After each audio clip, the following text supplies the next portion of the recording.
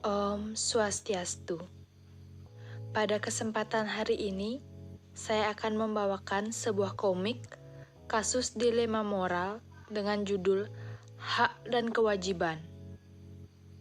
Sebelumnya, perkenalkan, nama saya I Gusti Ayumani Aprilia Astuti, kelas 3F, dengan NIM 1911031317.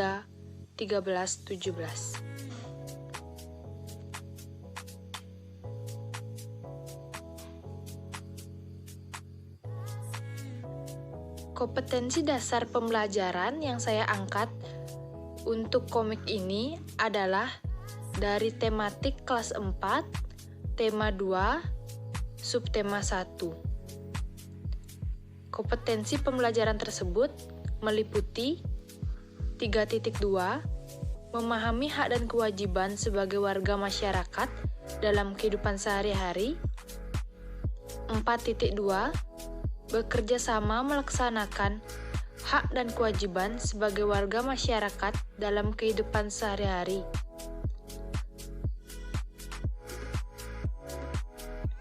Kemudian, sebelum lanjut pada komik, mari kita berkenalan terlebih dahulu dengan pemeran yang akan memerankan masing-masing karakter di dalam komik.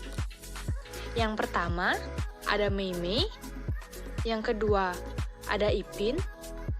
Yang ketiga, ada Upin. Yang keempat, ada Vizi. Dan yang terakhir, ada Nenek.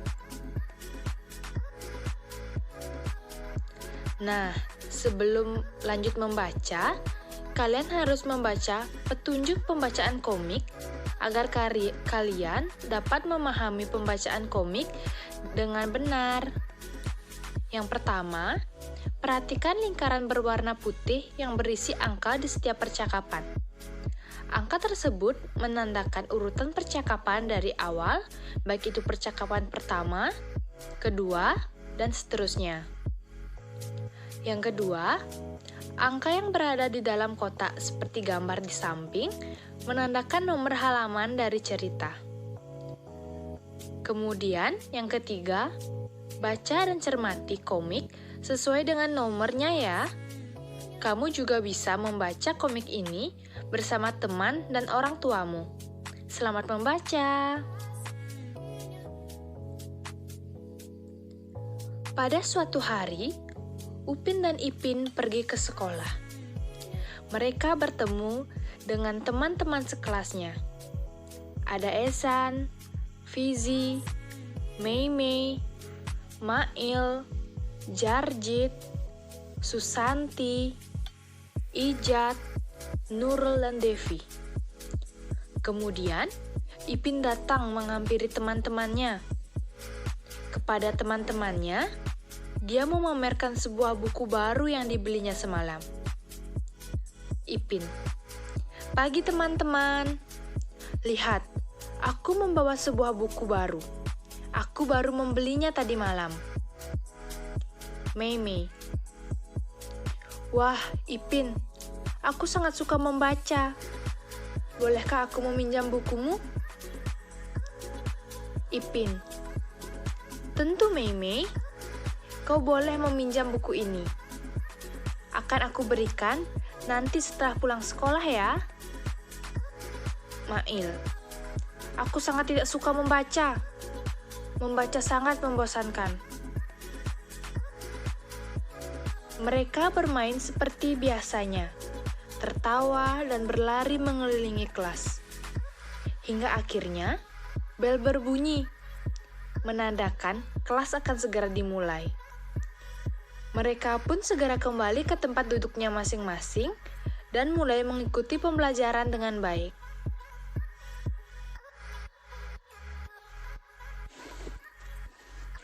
Bel sudah berbunyi, menandakan bahwa pembelajaran telah berakhir. Kemudian, para siswa bersiap-siap untuk menutup proses pembelajaran dan pulang ke rumah masing-masing. Saat sedang bersiap-siap untuk pulang, Ipin menyadari bahwa sesuatu telah hilang dari mejanya. Buku barunya menghilang. Ipin sangat kebingungan mencari buku tersebut. Dia masih ingat bahwa ia meletakkan buku tersebut di atas meja. Kemudian, Ipin ingat bahwa yang terakhir meminjam bukunya adalah Fizi. Kemudian, ia bertanya kepada Fizi, apakah Fizi masih membawa buku milik Ipin? Fizi, aku sudah mengembalikan bukumu. Aku sudah meletakkan buku itu di atas meja ini. Ipin, kamu bisa melihatnya sendiri.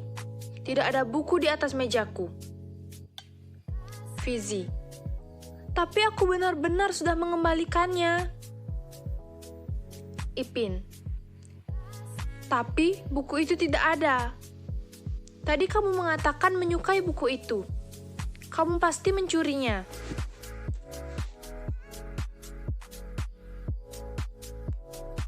Fizi merasa sangat marah. Ia tidak terima karena dirinya dituduh telah mencuri buku Ipin. Ia merasa benar-benar sudah mengembalikan buku itu kepada Ipin. Kemudian, Fizi berkata, Ipin, aku benar-benar marah denganmu. Kamu menuduhku mencuri bukumu. Aku bukan seorang pencuri. Ipin, aku tidak mau berteman denganmu lagi. Kamu benar-benar jahat. Kamu menuduhku melakukan sesuatu yang tidak aku lakukan.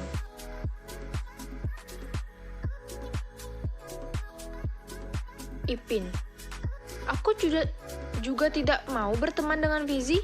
Dia seorang pencuri. Upin, Ipin, kamu tidak boleh berbicara seperti itu. Kamu tidak memiliki bukti bahwa Fizi mencuri bukumu.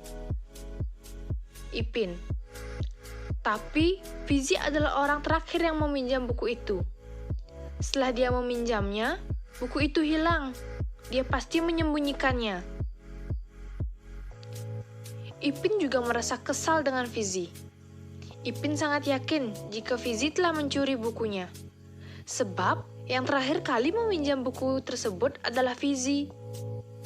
Kemudian, Upin dan Ipin pulang ke rumahnya. Ipin pulang dengan perasaan yang sangat kesal. Sesampainya di rumah, Ipin, Nenek, Ipin sangat kesal. Fizi telah mencuri buku yang kita beli semalam. Padahal, jika ia ingin meminjamnya, Ipin akan memberikannya. Nenek pun menjawab, apakah Ipin yakin Fizi telah mencurinya? Ipin, tentu Nek, dia yang terakhir kali meminjam buku itu. Setelah dia meminjamnya, buku itu hilang.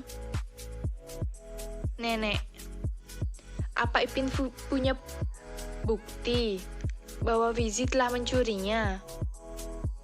Ipin, tidak Nek.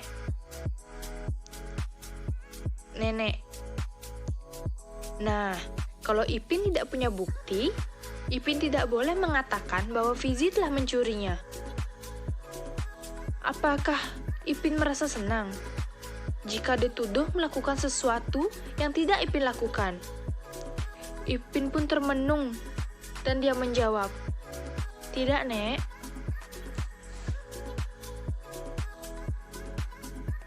Kemudian, Nenek memberikan nasihat kepada Ipin.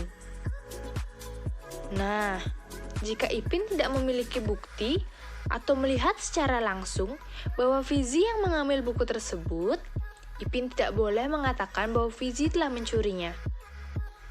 Menuduh seseorang adalah perbuatan yang salah. Ipin juga tidak suka kan ketika orang lain mengatakan Ipin mencuri. Padahal Ipin tidak melakukannya. Coba, besok ketika di sekolah, Ipin cari dengan hati-hati. Mungkin saja buku tersebut jatuh di suatu tempat. Keesokan harinya, saat sampai di sekolah, Meme datang menghampiri Upin dan Ipin. Meme membawa sesuatu di tangannya. Meme, Ipin, Ini buku yang aku pinjam kemarin. Ipin, wah, benar. Ini bukuku. Kenapa bisa ada di Meimei? Meimei, kamu yang memberikannya kepadaku kemarin. Setelah pelajaran berakhir, Ipin. Kemudian Upin pun menjawab, nah, Ipin, sudah aku katakan kemarin. Sebelum menuduh seseorang, kamu harus memastikan kebenarannya. Kemudian Ipin pun menjawab, sekarang aku harus meminta maaf kepada Vizi. Upin pun kembali menjawab,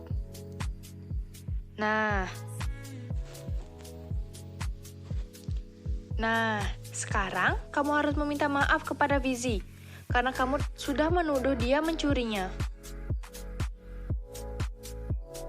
Kemudian, Upin dan Ipin datang untuk menghampiri Vizi. Vizi, Ipin ingin meminta maaf denganmu, kata Upin.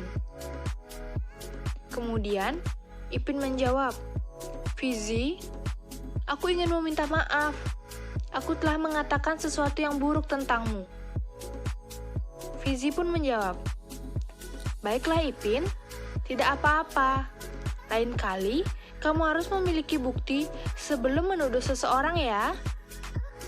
Ipin pun kembali menjawab, kamu mau kan memaafkanku? Kita bisa menjadi teman lagi kan? Kemudian, Vizi menjawab, tentu saja, kita bisa berteman lagi. Kita akan menjadi teman selamanya. Nah, setelah permasalahan selesai, mereka kembali bersama. Sudah tidak ada kesalahpahaman di antara mereka. Upin dan Ipin dan kawan-kawannya kembali bermain bersama tanpa adanya perselisihan di antara mereka. Mereka hidup dengan bahagia dan selamanya akan menjadi sahabat. Nah, dari komik yang telah kalian saksikan, jawablah beberapa pertanyaan di bawah ini ya. Yang pertama, hal apa yang dapat kita petik dari cerita di atas?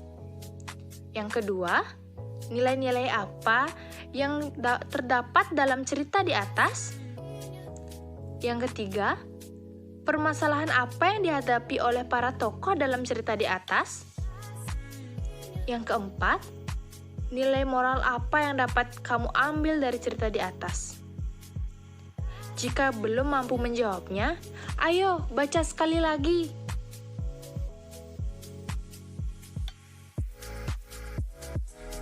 Nah, setelah membaca komik di atas, pesan moral yang dapat kita ambil adalah siswa harus menyadari bahwa mencuri merupakan tindakan yang salah. Namun, menuduh seseorang tanpa adanya bukti juga merupakan tindakan yang tidak benar. Ketika kita kehilangan suatu barang, kita harus mengingatnya terlebih dahulu. Mungkin saja kita meletakkan barang tersebut di suatu tempat, atau mungkin kita telah memberikannya kepada orang lain. Agar tidak terjadi kesalahpahaman antar teman. Mari tumbuh menjadi generasi yang baik.